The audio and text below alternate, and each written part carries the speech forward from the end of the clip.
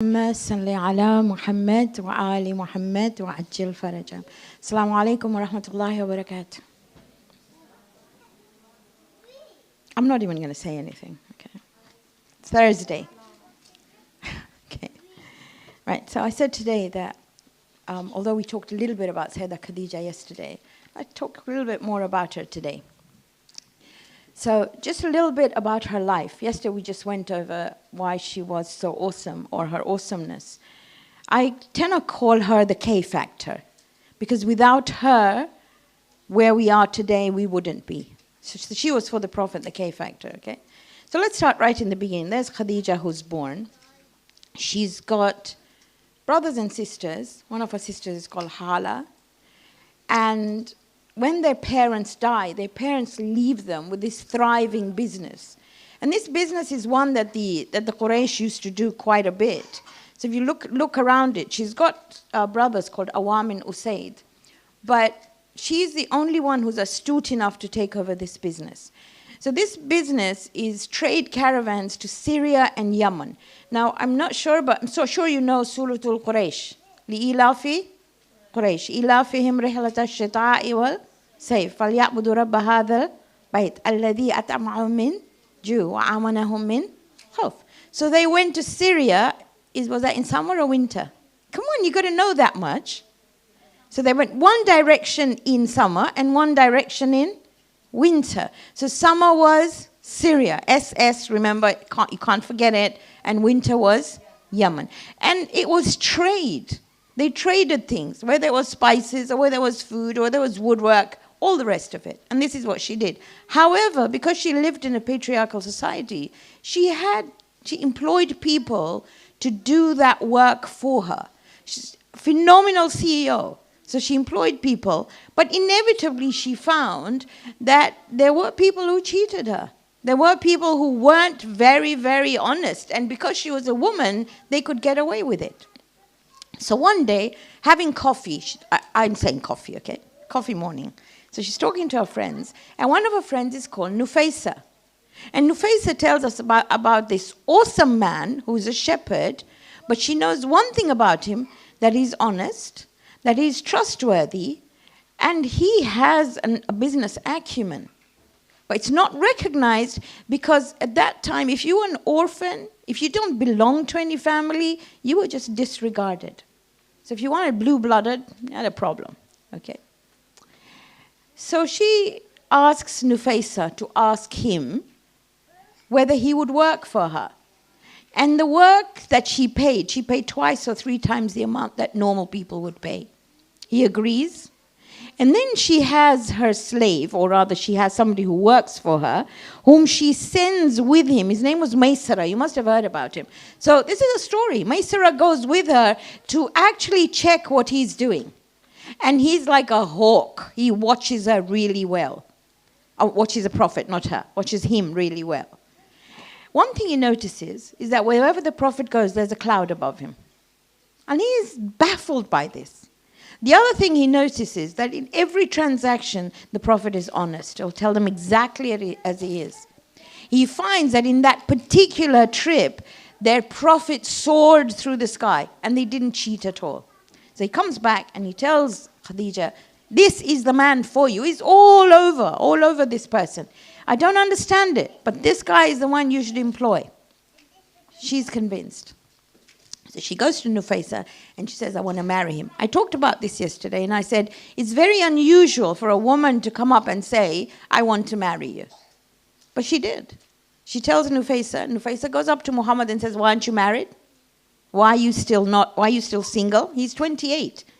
At that time, 28, probably even today, I don't know, was a time when people were pretty much where they were. So he says, I can't afford it. Simply can't afford to get married. So she said, what if I introduced you to someone who doesn't require any money from you? And when she mentions Khadijah, this is the Prophet's words, I'll try and translate it. He says, how can I deserve somebody like her? This is the Prophet of God. The most awesome human being who walked the earth, who says, somebody with such honor, intelligence, and piety. She gonna marry me? Really? Anyway. The families go through their processes. The nikah is read. And at that nikah, and that's why we have this khutbah. You know the khutbah of nikah? It started then. So you have Abu Talib giving a khutbah. But in his khutbah, he talks about the awesomeness of character. He talks about how cool it is to have a good character and not to worry about money because that will go. Fast forward, they live together. He moves to her house. Can you imagine a koja? We moving to the woman's house. Well, he moves to her house. He lives with her. She teaches him business acumen. He teaches her spirituality. And I told you yesterday that he goes up to the cave of Hira to meditate, and she takes him lunch every day. Now, Mab'ath. Mab'ath is on the 27th of Rajab. So that particular Mab'ath, the first 5 ayat of Quran are revealed. You know them?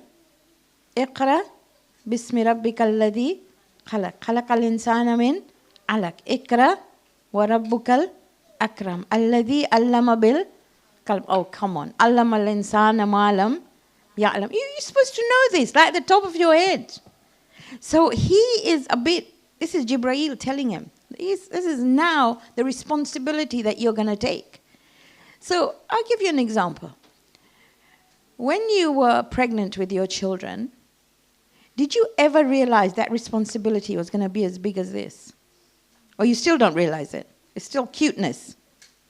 You looked at this thing that you had to raise, turn a piece of flesh into a human being. Do you see it as a responsibility? Yes? No? You don't? You do. So now this responsibility, who do you think is the person you will go to talk to say, oh my goodness. In Gujarati we say, palai ruche tove munda okapse. You know what that means, right? You soak something, you have to use it now. So I made this baby, you got to raise it, right? Have you ever, well, I've got 5. So when you look at them, you think, really? Are you serious? That's what you're going to raise? How are you going to get them to that place where they're independent? Do you not see that as a responsibility? Okay, so if that's your responsibility, who's the person you would go and say, oh my goodness, who would you do that to? Maybe your musalla. Who else? Mom? Yeah. Mom is the person you can go to complain to, and she'll say, well, you know what? Your child, you sort it out. I've done my bit for humanity, right? Okay. Anyway, so he has to find a place of peace. Although there's a lot of ahadith, whenever he's agitated, he would go and pray. In fact, he would tell Bilal, hurry up and give adhan. Why is an adhan going to come? But his place of peace was Khadijah. So coming back from Mab'ath, he goes straight home, and some of the riwayah say, Surah Al-Muzammil. Do you know what that starts with? Ya ayyuhal Muzammil. What is the surah before that? Ya ayyuhal Muddathir. What's the difference between Muddathir and Muzammil? Come on, I need you to talk to me. Which surah number is Muzammil, by the way? Got phones, look it up. 77 is Mursalat. 70 something, you're right, you're there, nearly there. One is Muzammil and one is Muddathir. Which comes first? Come on. Try. 73 and 74. Muzammil is 73, Muddathir is 74. So what's the difference between the wrapped one and the cloaked one? Translation. What is the difference between Muzammil and Muddathir? Ya ayyuhal Muzammil, ya ayyuhal Muddathir. Talking to the Prophet, is it not? Some riwayat say when he came down, this surah is revealed. Ya ayyuhal Muzammil. Now, Zammiluni, we're told that when he comes down from Mab'ath, from the mountain, he says to Khadijah, Zammiluni. Zammiluni is when, if you can imagine snug as a bug in a rug. When you want comfort, it's Zammiluni. When you're protecting yourself from something, it's Muddathir. Okay? So he comes down, his comfort is her, and he says, this is what happened. And immediately she says, Ashhadu an la ilaha illallah wa ashhadu anna Muhammadar Rasulullah.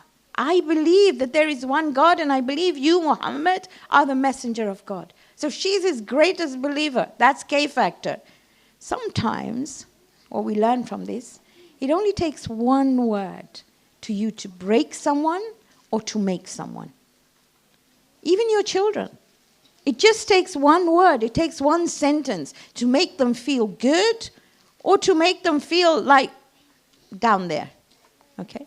How you put it, it's up to you. How you tell people off is up to you. And we learn this from her. So she's the first Muslimah. There's very many hadiths. There's one from Yahya ibn Afif who says, I see this man. It's okay. I see this man who goes near the Kaaba. He stands, he does ruku, he does sajda. And with him is a woman and a young child. Who was the woman? Khadijah. Who was the child? Ali. That's right. First Muslimah, first Muslim. When the Quraysh find out about her and the Prophet, they abandon her. Nobody wants to know her. The person they called Malikatul Arab, they reject completely. They boycott completely. She spends all her money for the orphans, the widows, and all the rest of it. And finally, she puts all the money that she's got at the feet of the Prophet to be used for Islam as such. Now, the Muslims were exiled. Do you know where they were exiled to? I'm trying to wake you up, basically. Where were they exiled? Shibi Abu Talib. Nobody was allowed to work with them, business with them. Nobody was allowed to talk to them. Nothing. It was Khadijah's wealth that saw them through that period of time. And she fell ill because they had very little food. They had to have food that wasn't consumable sometimes. We see it today in the world. And she fell ill. She dies when she's 52. And when she dies, he is just broken. He calls that year Amul Huzn, the year of sadness. Because Abu Talib dies in the same year as well. A couple of things from this. One, she was a businesswoman. Two, nothing stopped her. Three, she was the K factor. I mean, she was his total support through absolutely everything. She stood there near him. Four, do you think, and this is something that you might want to think in Qadr, whether it's your children or your spouse or your family or your friends or your community, do you think that you could be a person that if, and I hope you live to be way over 100, 200, whatever, that when you die, that person will call that year Amul Huzn, the year of sadness. He didn't even have enough money to bury her in a coffin. We're told he used his cloak, right? So Khadijah is a phenomenal example, even after so many years. In fact, when the other wives of the Prophet, and remember, he married those who were widowed or for family reasons, whatever the reasons were, when he married these wives, they didn't talk about Khadijah, because if they ever did, he got angry, and he respected her family tremendously. The idea is to take lots of lessons from her from her life. Okay, so we're going to go to Surah Al-Asr. I hope you're going to see a PowerPoint up there. And I'm hoping that you know the surah and you're going to recite it with me, okay? So, Bismillahir Rahmanir Rahim.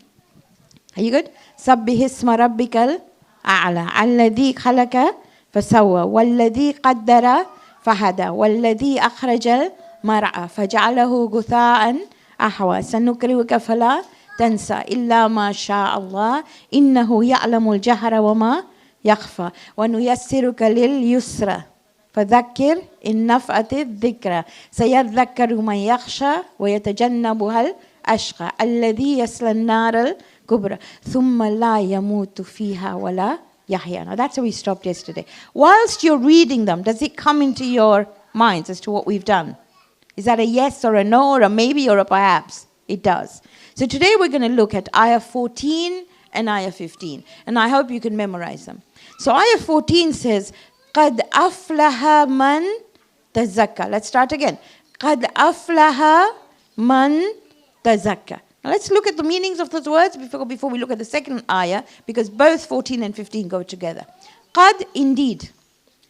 أَفْلَهَ comes from falah. You say, hayya alal falah, hurry to success. But in essence, falah is the one who digs the earth, who plows the earth, and who plants it. A falah is a farmer.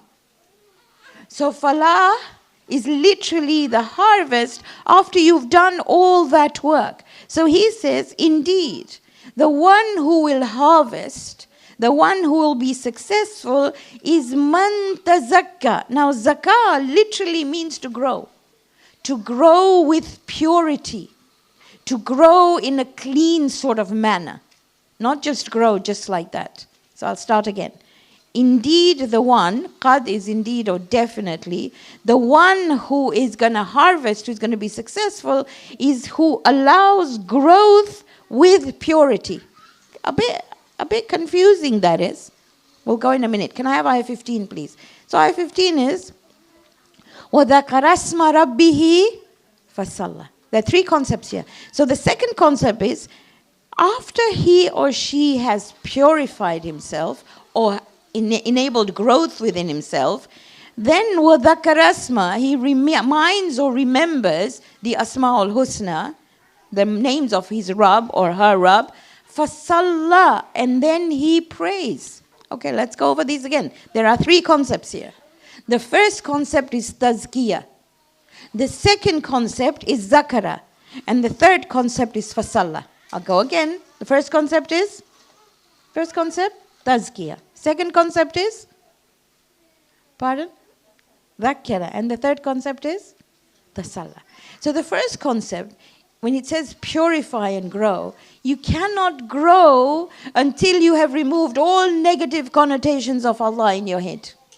All negative connotations of, he looks at everybody, but he doesn't look at me. He listens to everyone, but he doesn't listen to me. I don't know what's happening. He's got something in for me. I sit in this corner in Stanmore where he doesn't look. The spotlight doesn't come over there. All those connotations need to be taken out. You cannot grow without them. I don't know whether you put makeup. Do you use makeup? No. Aren't you lovely? Do you use makeup? Oh, come on. Yes. I see my children. I mean, my goodness, such pretty faces. And the makeup's like a full, what is that? They say, hold on, primer, foundation. Come on, help me. Concealer. Oh, yeah. And this thing they put lines on. Have you seen it? What's it called? Contouring. There you go. And then this stuff they put on their eyes. Oh, my goodness me. If you put it on, okay, you might be doing it, but if you put it on your eyelashes, you feel like you want to go to sleep. It's that heavy. And then they stick all this stuff up. Oh, it's all right. You can do it. You can do it. Okay. So if I told you that you had to put makeup, or you want to put makeup on, what are you going to tell me first? What are you going to take off before? Are you going to pile it on the old one? Yes or no? No. So the tazkiyah part is removing the old makeup. Any old stuff you've got in your head, throw it out. Anything you've got that doesn't match, tazkiyah means cleansing. So if you can remember, cleansing. I'll tell you what my daughter asked me to buy the other day. Wipes with, is it Malsara water or Mesa? What water is it? Go on, tell me. Have I got it right? Micellar water, this pink stuff, right? Allegedly that's how they remove makeup. Anyway, so remember, first part is to remove that old thing. Any old connotations you've got, get rid of them. Second concept, dhakara. Dhakara now is beautifying your soul. And you can only beautify it with the A99. You can't beautify it with anything but Asma'ul Husna. The Prophet said, "Takhalluku bi akhlaqillah." Adopt in yourself the akhlaq of Allah. And the only way you can do that is through Asma'ul Husna. You may have all these wonderful concealers and primers and contours and whatever you call it that you put on your face. For the soul, it needs Asma'ul Husna. And it needs to manifest itself. It's amazing what it does. And finally then, once you have done that, then you come to the third stage, which is fasalla, which is then to pray. The Prophet said, and I'm trying to look at some of the ahadith, if you prayed without understanding it, then it's just like one of those donkeys that goes round and round the mill without gaining anything for himself. If I pray, and let me give you an example. I say this to children. Say, for example, you had your non-Muslim friends come home, right? And you said at 12, is it 12:19 today? Am I right? Zohar. What time is Maghrib? 6. You know it by the second. Come on. 6:30, 6:29, what is it? 6:30 and 20 seconds, something like that, right? Okay, fine. So imagine this person, you invited these people for iftar. Incidentally, I'm having the interfaith group coming for iftar one day. So imagine it's 6:30, they're all sitting there. They're all going to be at home at one particular time. So they're all going to be there. And I say, excuse me, but I have to go and pray. So they say, well, can I watch you pray? Yeah, of course you can. Nothing wrong. So I lay my musalla in the lounge where they're all sitting, and I start praying. Allahu Akbar, everything you recite, finish. And when I finished, they said, that was beautiful. That's what they say. Okay, that was beautiful. And you say, yeah? What did you say? I don't know. You mean you've been talking to your God 5 prayers a day, and you don't know what you're saying to him? No. But I get lots of brownie points. And if I don't do this prayer, I'm going to burn in hell. Tell me, would you become a Muslim? I'm asking you, would you? Can you imagine them going home? That woman, that food was good. But their prayers, they don't even understand what they're saying. So when you come to for salah, it must be a connection with him. I say this many times. Ignore your mustahabat completely. Just learn your wajibat to start with. Just that much. That's it. And that's why we started doing a few of the Asma al-Husna with that go with salah. And so I'm going to sort of transition on to the first one, which is Takbiratul Ihram. Okay, are you with me? Okay. So Takbiratul Ihram has 2 Asma al-Husna in it. We talked about it yesterday. Al-Mutakabbir and Al-Kabir. Are you good with that? Al-Mutakabbir is the one who manifests greatness. Al-Kabir is the one whose essence is greatness. Now, the most repeated phrase that you and I repeat throughout the day is what? What is the most repeated phrase? Allahu Akbar. That's the most repeated phrase. Allah is greater than anyone or anything. You have 5 takbirs that are wajib, are they not? The first one, before every salah, takbiratul ihram. The moment you say Allah is greater than anyone or anything, your focus is totally Allah. Okay, the kids might be running around a bit, they might be climbing on top of you, climbing over you, but you try to have your focus as Allah. 5 wajibs. Okay, how many mustahabs do you have? How many takbirs do you read in your salah? You go into ruku, you say Allahu Akbar. You stand up, you say Allahu Akbar. You get up from your sajda, you say Allahu Akbar. Second sajda, you say Allahu Akbar. Right, 17 times 4 is what? Oh, come on. Good, 68. And then you do another 99. Where do you do the other 99? Tasbih Fatima to Zahra. I'm saying 3, but maybe you do 5, which means 5 times 33, which is how much? That is the most repeated sentence. And every time you say it, it's Al-Kabir and Al-Mutakabbir. Ya Mutakabbir and Ya Kabir. You've got the book.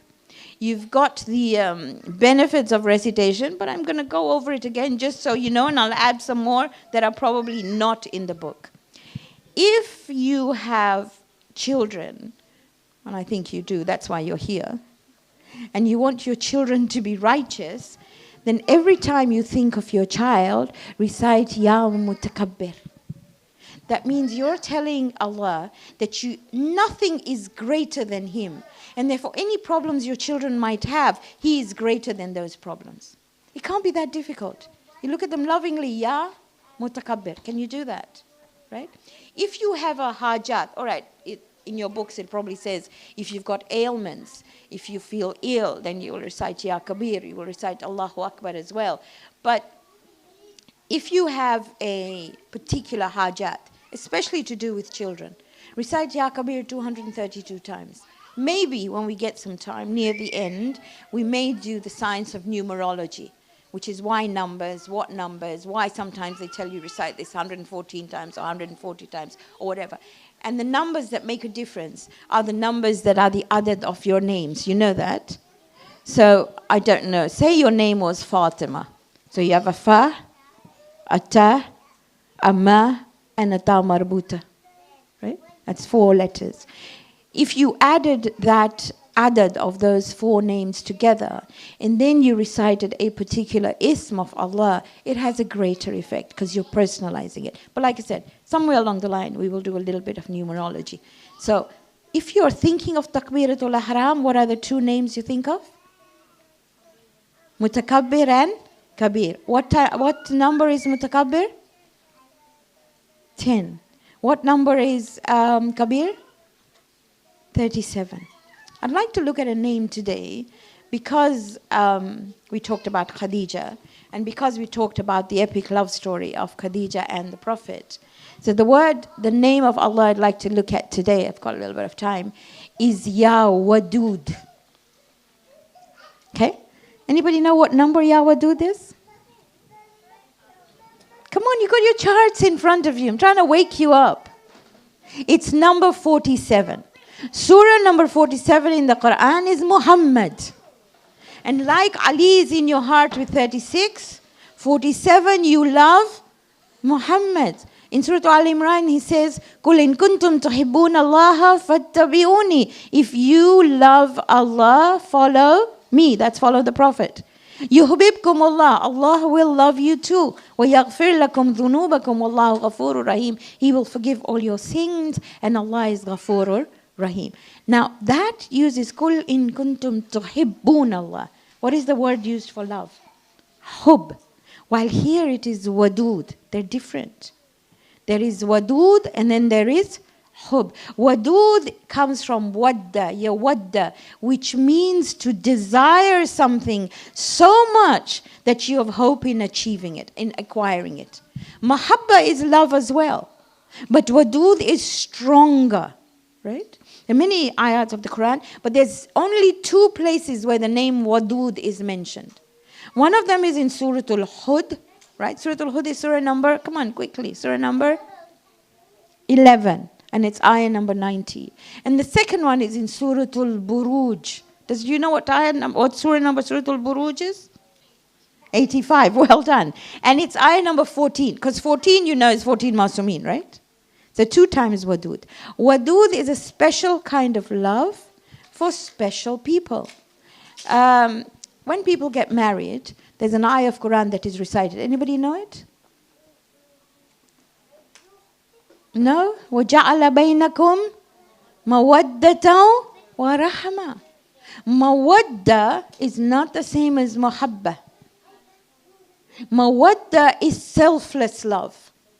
It's totally selfless love. So I'm going to talk about Allah's quality and then we'll see who qualifies to be loved as Wadud. So Wadud is one who loves unconditionally. His love cannot be computed. Mahabba is a little bit different. See, there are 2 types of love, selfish and selfless. Selfish love is, as long as my needs are met, as long as things are working out, then I will love you. But the moment my needs are not met, khalas, that's not going to happen. That's selfish love. And there's nothing wrong with it. It happens. It's called life. But then there is a selfless love which loves you above and beyond. And I was reading this awesome story, really awesome, about this man. And it just so happens that when I went to the States, I had the honor of meeting him. Because I was reading about it, I don't know how this happened, but let's not go into the polemics. All I'll tell you is about this man who every single day went to the nursing home to visit his wife. She had dementia that was so bad that she couldn't recognize anyone. Nothing. Yet he made it a point to get up every morning, get dressed in the clothes she liked, take the food she liked, she didn't even know that, and he went every single day. And when he was asked, why'd you do that? Because you got to take 2 buses. You can't even afford it. But you go every day. She doesn't even recognize you. If you didn't go for a month, she wouldn't know. Guess what she said? He said, she may not recognize her, but I recognize her as the love of my life.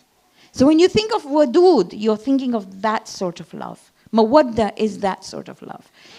Your child, moms are good at this. Your child could be the naughtiest.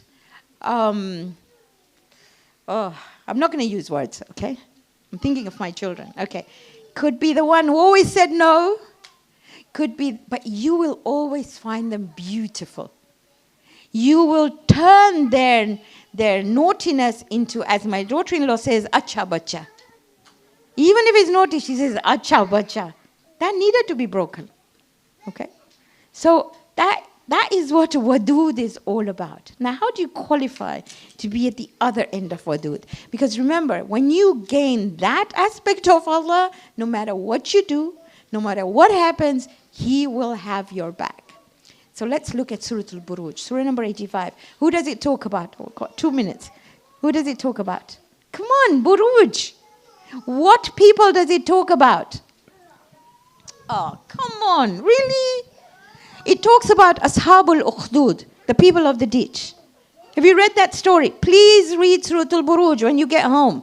These people believed, and they were put into the ditch of fire. And other people sat and watched them burning. Familiar? Familiar to what's happening today?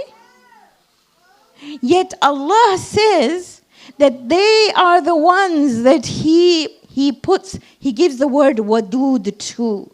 He loves them. So what was the one factor with the story of the old man, the story of Ashab al-Ukhdud? What is the one factor that takes us to being people who are worthy of getting to be wadud? Or getting to his energy of wadud? Come on. Sacrifice.